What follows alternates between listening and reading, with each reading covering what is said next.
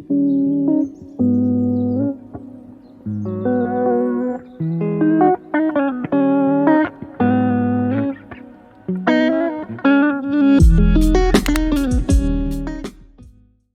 and welcome back to my channel. My name is Stacey if you're new here, and today's video is going to be a review of the Carnival celebration. So if you've been following along, you've seen all of my vlogs all the way through here, through my Unpack With Me video, and you know that my trip was back in April. So when we returned, I wrote down a lot of thoughts, and this is going to be the most brutal and honest review, pretty much as I can be, because as a travel advisor, I want everybody to make an informed decision about what type of trip they're going to take. So if you're thinking about going on the Carnival celebration, here is everything that you need to know, the pros and the cons about this ship, and my experience on my first Carnival cruise. But first, let me introduce myself. Hi, my name is Stacey, and I'm a Dream Vacations travel advisor, and I specialize in cruises, Disney, all-inclusives, and group trips. And my free quote form is down in the description box. So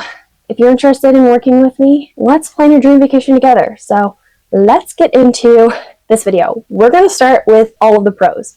So I will also have timestamps of all of the different little things, because I have a feeling I'm going to yap and it's going to be long. And I'm going to hate editing this in the future. But you know what? Like I said, I want to give you all of the details. I have that vlog footage that I'm able to utilize to be able to give you my honest review. So let's start with Embarkation Day. You know what? I was pleasantly surprised. Yes, we had the K9 unit sniffing our bags as we embarked, or as we went through security. Yes, the lines were long. Yes, there were a lot of people. But you know what? From when we arrived at the port, we got out of our Uber, and we basically just glided through the line all the way onto the ship, and that was amazing. They made it so easy, and they have streamlined their process with those canine dogs. Yes, you have to pick up your bags, put them down, pick them up a couple of different times, so they'll have you put your bags on the floor, step, I don't know, a foot away. The dog will sniff that, while a whole other group of people are lining up, waiting for the dog to be done smelling our bags to start their bags, and then we move along and they put somebody else in our spot as well. So then you go through a security line, kind of like the airport. You put your bag through a metal detector, x-ray machine, and you walk through a metal detector thing just to make sure you're not bringing anything super dangerous on. So I guess when I say you pick up your bag and put it down multiple times, it's literally 2 times, unless you choose to put it down again at some other point. But by the time we got through the security line, our boarding group was being called, so we just remained in line. It was a long trek to get from the security area up into the ship itself.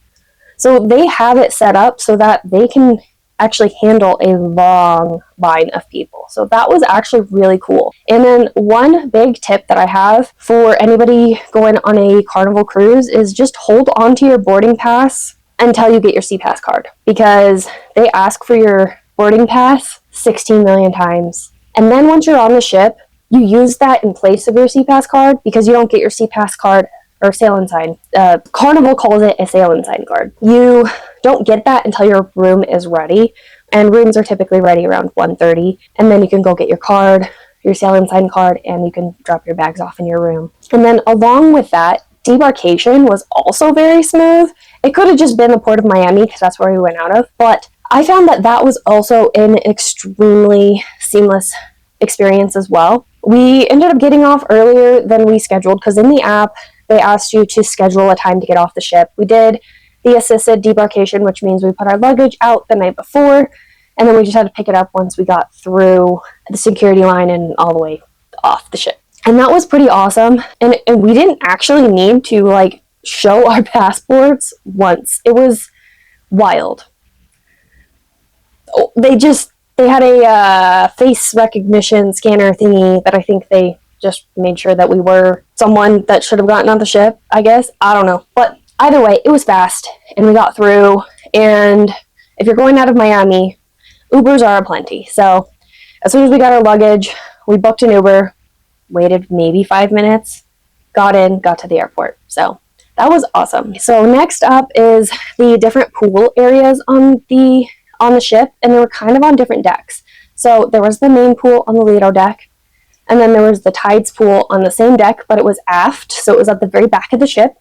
Those pools were pretty cool. I mean, the main pool, the Lido, it is what it is. It's gonna be busy, always busy. And then there was the patio pool on deck 8 aft, the very, very back of the ship.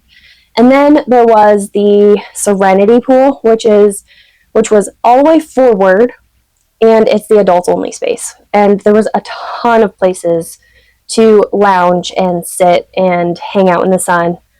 And it was a little bit quieter than anywhere else on the ship. And I'll get into that way later. All right, so the next thing was the food. There were so many food options on this ship, and honestly, there was nothing that was bad on this ship at all. The food was so good. My favorites were Blue Iguana Cantina, which is a taco and burrito bowl place, and they make their tortillas fresh right in front of you. It's like super awesome. We had their tacos, and then their breakfast is really good. Guy's Burgers was hands down my favorite place to eat lunch. And I think one day we had 2 lunches just for the fact that we were super hungry, and Guy's wasn't open yet, so we ate something else. I think we had Shaq's that day, and then we had Guy's again later. Like, it was delicious. And then on that same note, Guy's Pig and Anchor, we went there for breakfast. It's just the normal buffet that is up at the Lido deck, but it was way less crowded, and for us, it was a lot closer to our stateroom because we were in the Havana Cabana area. And then lastly, Bonsai Teppanyaki was worth the money. We did it for lunch, which is a little cheaper than dinner, and it was so good. If you haven't seen that vlog, I have some clips of the dinner or the lunch, and so I'll link my whole playlist down below if you missed any of the vlogs. And it was so much fun. The food was absolutely amazing. So good. And then an honorable mention, the main dining room, the 2 times we ate there was so good. Oh wait, I forgot to mention, in Guy's Pig and Anchor, during dinner, they have a dinner. So you have a pick of various meats, a sausage, chicken, brisket, I think ribs too, and then some sides. Their mac and cheese is so good. The desserts were so good. We went there, I think, 3 times. 3 times on this cruise, and then one night we ended up with 2 dinners because my family was doing that, but we had reservations at the steakhouse, and we ended up eating 2 dinners. Wild. But yeah, the food options were so good. And like I was saying, there were 2 times we went to the main dining room, and both times we were blown away. Both. It was actually so good.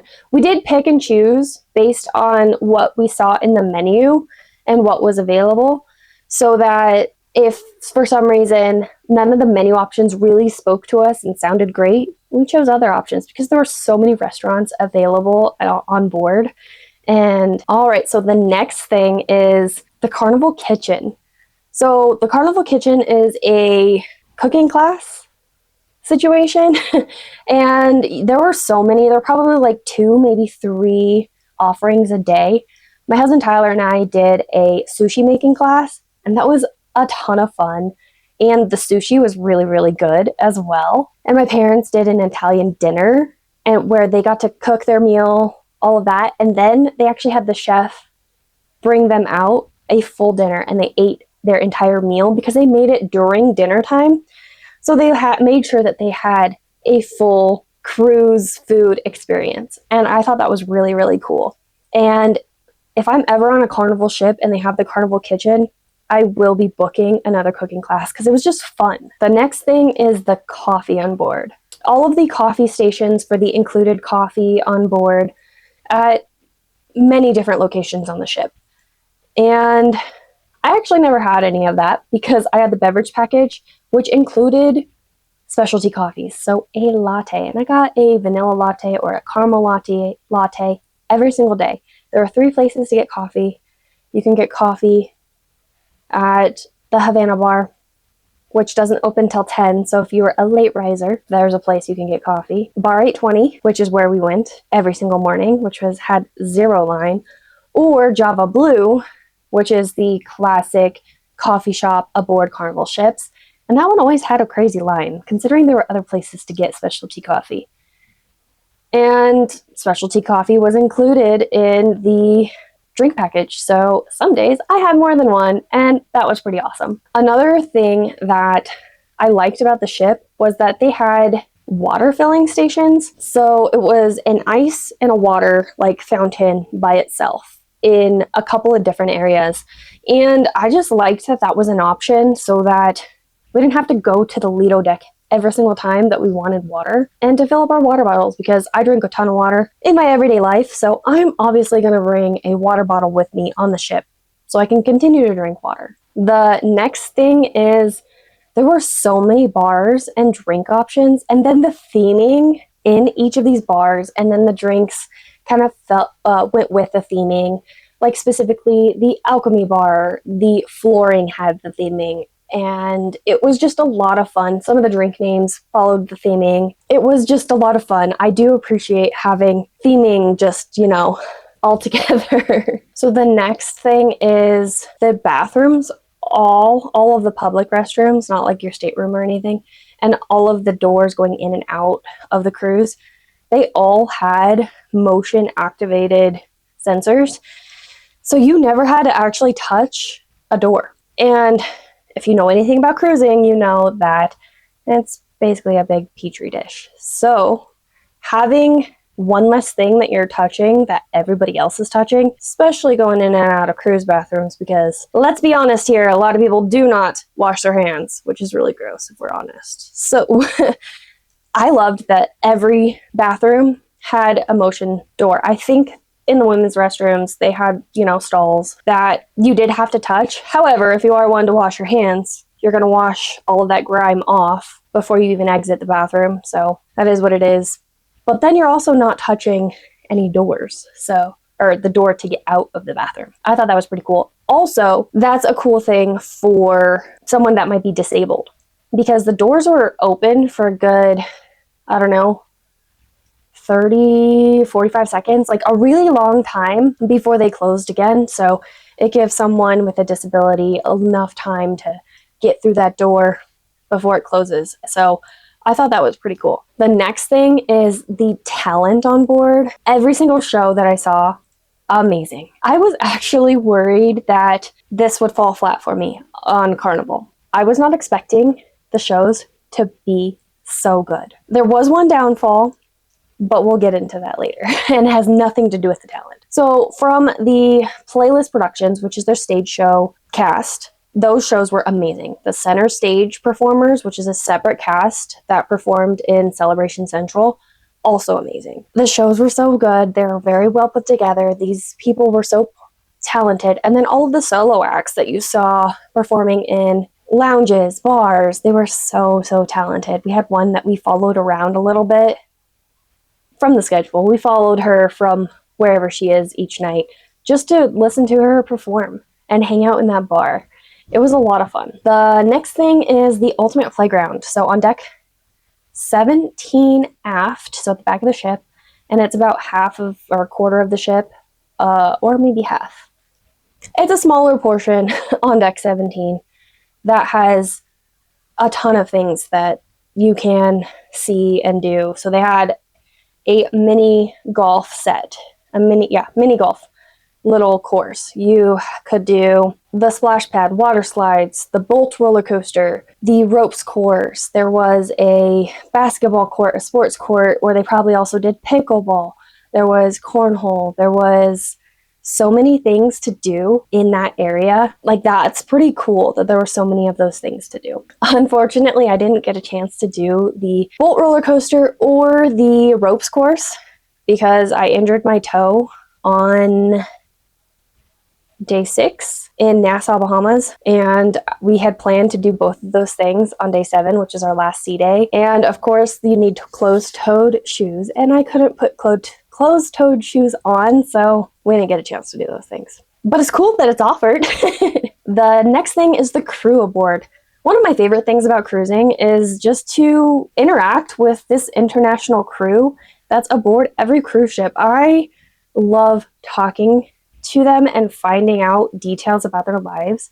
We talked to our stateroom attendant, who was amazing, many times throughout the cruise. He remembered our names. He was so attentive. He said hi to us every time he saw us. We stood and talked to him for a good 30 minutes one day, telling him, he told us about his life back home. I think he was from the Philippines. Yeah, he was from the Philippines. And he had a son. And yeah, it was just so much fun. And we had a bartender that we would talk to. She was from Colombia, and we asked her how her life is, and they told us about their crew life and just how much they love their job. Like, it's so much fun to talk to somebody who has a completely different lived experience than my own, and just get a whole new perspective on the world, basically. So the next thing is the Havana Cabana area. I have a whole tour posted that'll be in that playlist, but I'll link it separately if you are interested, because I went through the entire space. Because with the Havana Cabana area, you get your room,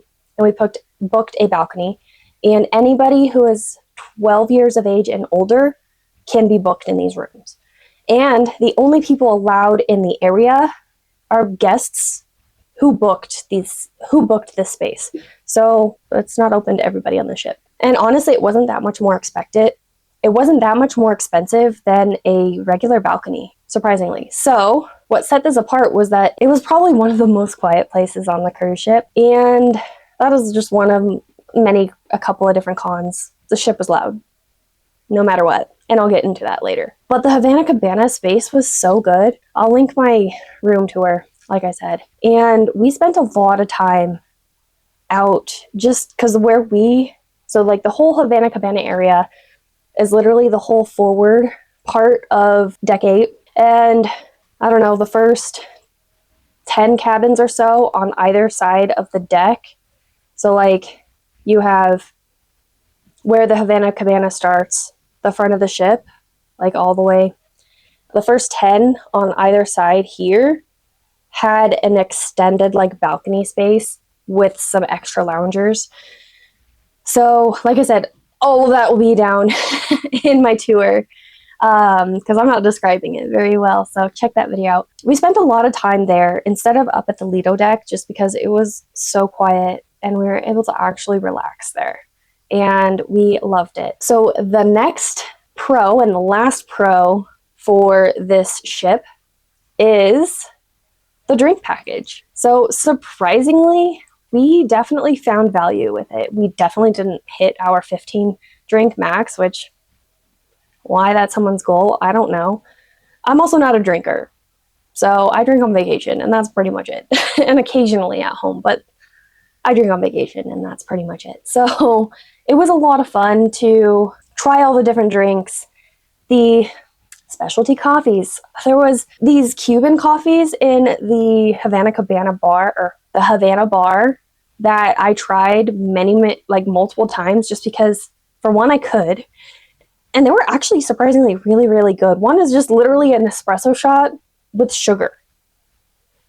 I need creamer and sugar, not really sugar, but I need flavoring in my coffee and creamer.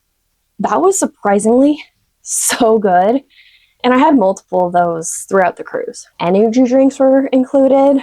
We didn't get very many, but we got drinks all the time. The only con was the, normal size bottled water was included in the drink package, but we didn't always get a bottle of water when we asked.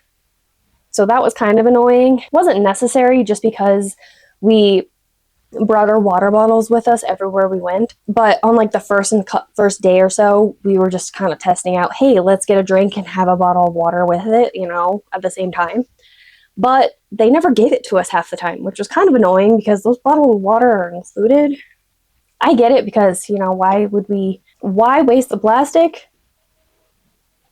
But we were just testing out to see, would we get the bottle of water every single time we asked for it? And in our experience, the answer is no. It's included in the package, but didn't feel like we got water as often as we asked for it, unfortunately. But every other drink we got, and it was great. So that concludes the pros. So let's get into all of the cons. And a lot of it themes around being loud and crowded. So a lot of it's also my personal preference. So take this with a grain of salt. Some of it has to do with the ship design. And I kind of talked about this in my ship tour video, so I will link that below as well. So the first one is the pool deck was always loud with music or a DJ at all times. It was crowded because it's the pool deck, especially on sea days. Like, you know what, that's cruising. That is what it is. But they also had a screen where they played movies at night.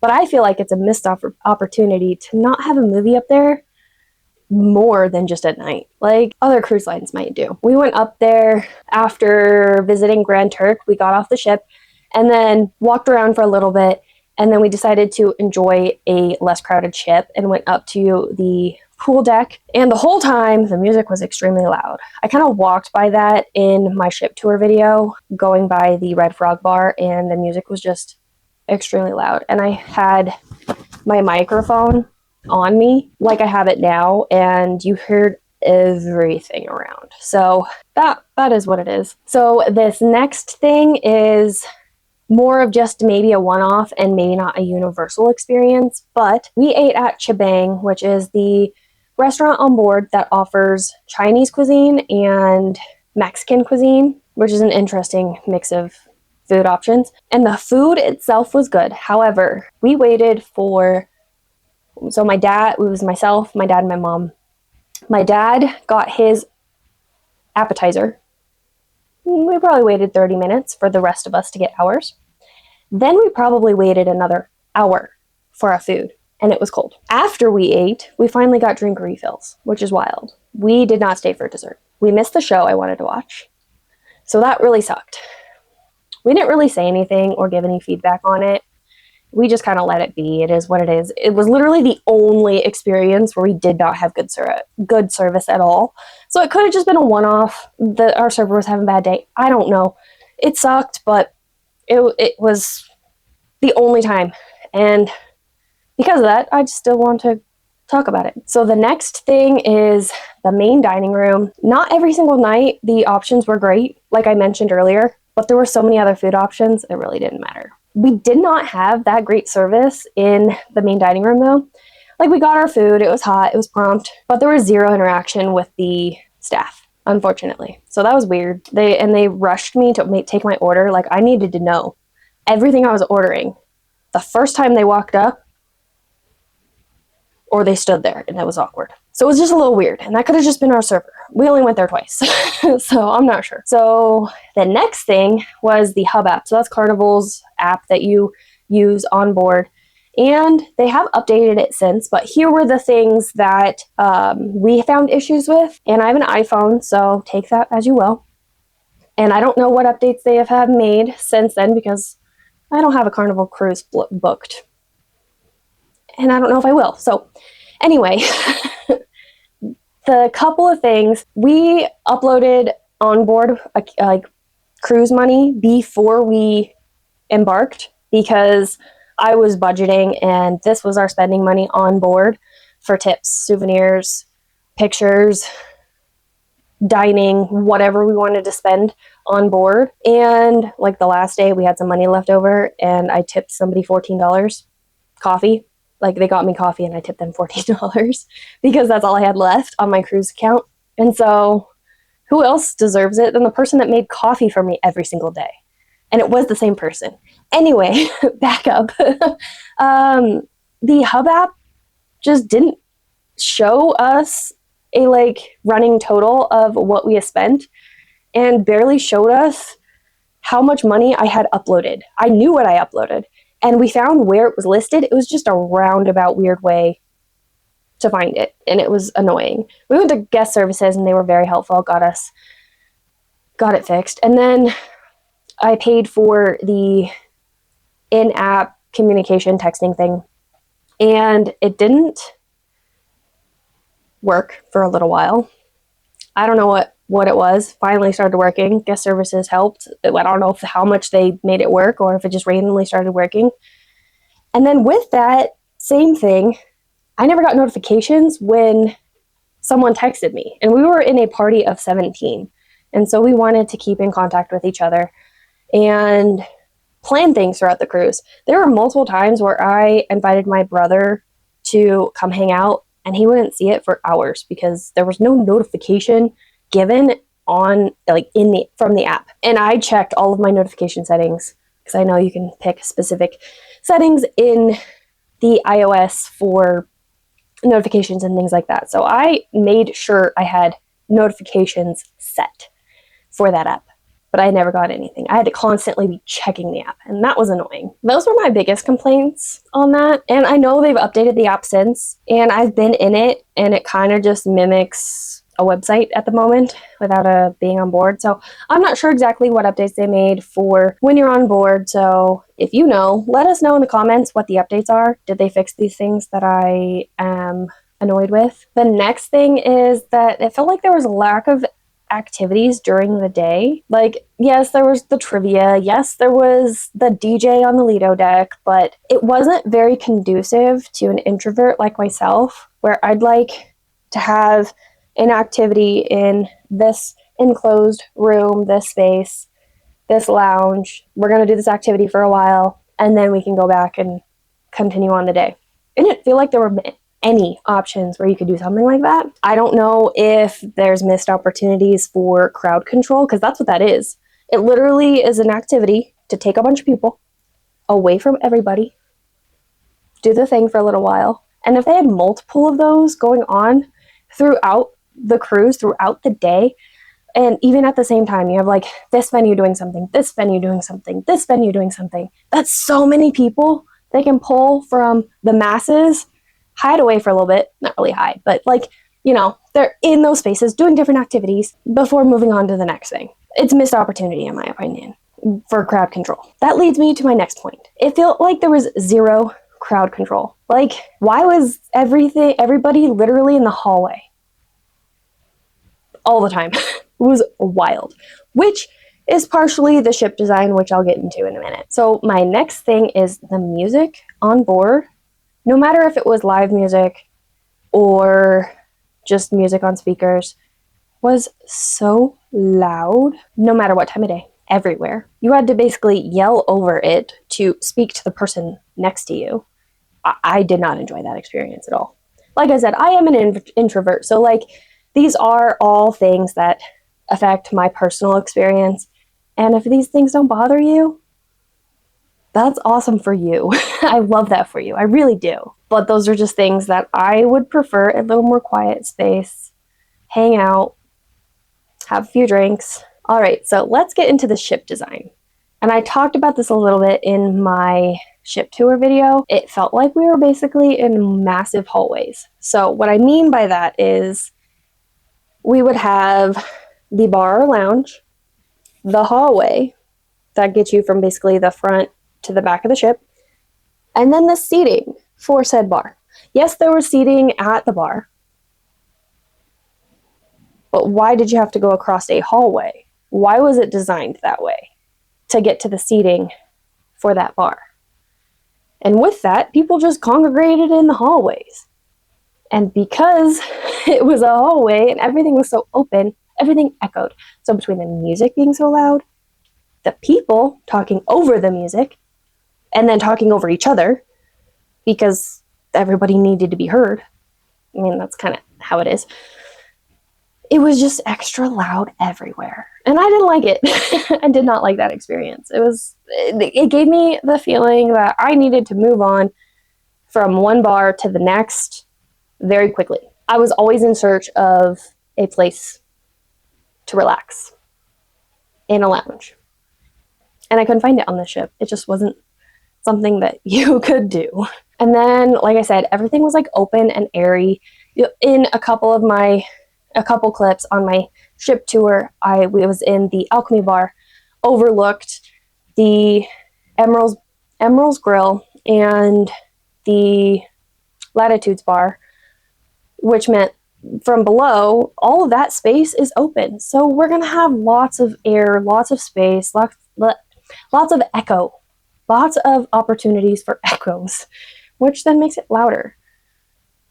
With that also, it did not give a place for these super talented solo musicians to perform. In one space, we had the performer. The bar was here. The hallway was here. Like, what do you mean the performer is tucked into a corner?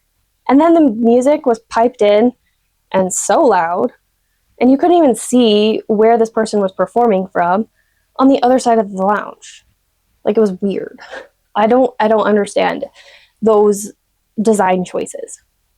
And then with that, it just gave more it invited more people to just ignore the musicians and converse. So it was like these musicians were over here performing, nobody paying attention to them, just carrying on their own conversations, which is fine. And it is what the space like invited. It was the environment and had nothing to do with the performer because they were all talented. So overall, I feel like the ship design did not provide an environment for anybody who wants to have a more relaxed and quiet experience on a cruise ship, because I've been on ships where that's not the case. You're not in a loud environment anywhere you go on the ship. You can find quiet spaces in so many different places. And that was pretty disappointing, which is why I'm so glad that we booked the Havana Cabana space. And I think you can book another area, the Loft 19 spa rooms, and those spaces are for only guests who have booked those spaces. So you can have an additional place to hang out if you wanted to. That's much more quiet. And then the next thing is the center stage. So this ship had Celebration Central, which spanned 3 decks, 6, 7, and 8. And it had a ton of seating, and then it had a stage. But given this, you are walking past this anywhere you go on these 3 decks. No matter what, you have to walk past these spaces.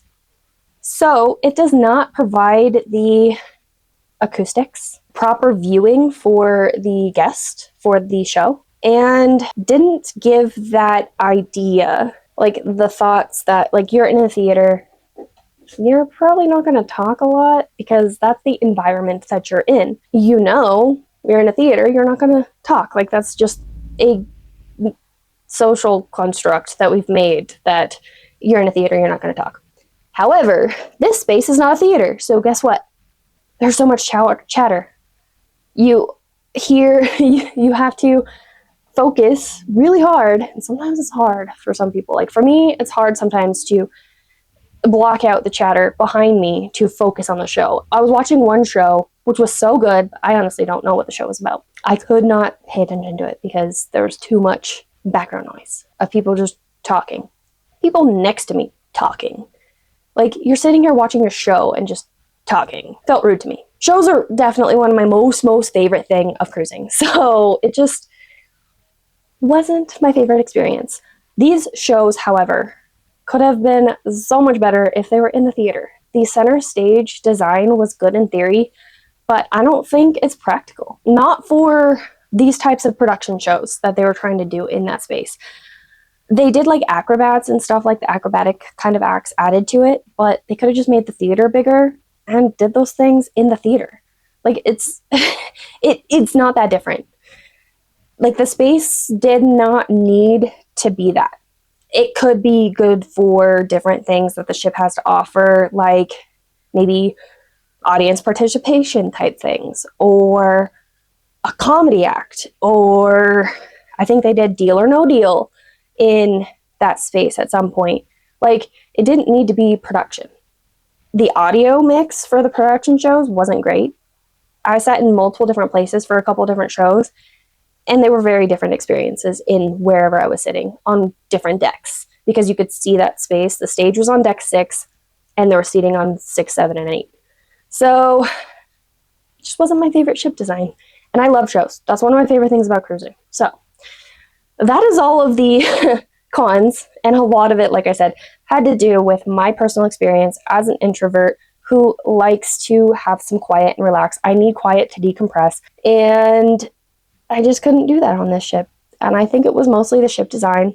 Could be a Carnival thing, but I'd like to experience a smaller ship to determine whether or not is it a Carnival thing, and Carnival's just not a cruise line for me personally, which is fine. Everybody has their favorites, and it just may not be my favorite. The ship design absolutely was not my favorite.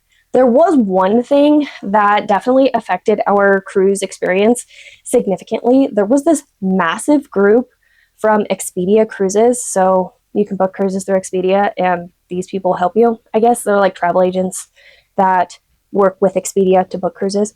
Anyway, there was a massive, when I say massive, I swear it's probably 1,000 people of the 6,000 passenger ship. Like, it was a lot of people. So there were 3 venues on the ship: the Limelight Lounge, the Havana Bar, and the Punchliner. Those venues were taken by this group doing their trainings or whatever every single day on this cruise. And then when they were not in their trainings, they were congregated together. So that really could have been a large portion of my negative experience. They were just in the way, and they were all, congregated together. And maybe Carnival does have activities happening in these other lounges, typically on a typical cruise, without a ginormous travel agency group on board, taking up space in these places with their trainings. Maybe they do have some crowd control. I would be willing to sail on a smaller ship just to give Carnival another shot, because we had that group on board, and maybe just an Excel class ship isn't for me. So those are all the things about the ship that I learned. This next part is very niche. It's more like vlogging things I learned. This is the first trip that I vlogged. So if you don't really care so much about this, you can skip to the next one, the next section. So I did not like carrying my good camera around with me. I want a smaller camera. I really want the DJI Pocket Osmo 3 because it has a gimbal and it's small. It's probably like this big, well, maybe a little bigger, but it's a small camera, and it would be so nice, and it has a gimbal. Because as I was like watching back a lot of my clips, like my ship tour, I do not have a steady hand, and I'm all shaky, super shaky, and I don't like it that much. So I wish I want a new camera. But I have what I have. I love this camera that I'm filming on right now for sit-down videos, or talking videos, or my fitness journey videos. Like, it does great here, but I don't think it's a very good vlogging camera. And I have a wide-angle lens on it that makes it heavier and a little bit more bulky. Like, I have a case for it, like this, which is thick. And I can't store stuff in this top pocket because it has to push it in a little bit to be able to fit in this case. That's something I didn't know, but I now know. The next thing is I need to work better at my audio quality. I honestly am not 100% sure whether or not it was just that the ship music was too loud. I could not control that. Or my settings on my camera and microphone were just a little off, and it picked up everything around. Not sure. So that's another thing. I need to have more B-roll. I need to be more comfortable just grabbing my camera. Hey, we're doing this, at any given moment, and not just talking to the camera when I'm in my cabin. I need to remember to close the vlogs daily because I kept forgetting to do that. I remember to open them every day. I just kept forgetting to close off the daily vlogs. And then I want to do more B-roll clips. Get a ton more clips. Not just the clips that I got when I did my ship tour of different spaces of the ship. And then I need to use my phone more for short form video, or if I get the DJI Osmo Pocket 3, it automatically gives you vertical video. Well, you have to adjust it, but you can get vertical video easier with that camera. But it's expensive, so, and I'm gonna save for it. So maybe by my next cruise, we'll see. All right, so the next category is personal things that I learned about how I enjoy cruising in general. My last cruise was in 2023 on a Disney cruise, and that's a different type of cruise, different experience, different everything, and this was the first time I was on Carnival. And then before that was 10 years prior, my last cruise, I don't remember. It was a really long time since my last cruise before the Disney cruise I was just on the Disney Wonder in 2023. So here's some things that I learned about myself as a guest and things that I need to just make my own experience a little better. No matter what type, like on this Carnival ship, these things would have just made my experience that much better. So the first one, I need some workout bands to bring, because even if the gym is packed, I can still get a good workout in with just using bands. And I didn't think that hard about that when we got on the ship, and the first day we went and worked out, and it was very busy. And all you could do is cardio, and we got enough walking around the ship anyway, so it wasn't necessary to get in the gym every day. But if I had workout bands, I could still get a decent workout without having to wait for people on equipment. The next thing is I need to bring my crochet or like coloring books or something like that, because there are some times where I don't really feel like reading. I had my book with me, but sometimes I didn't feel like reading, and those things would have just passed the time.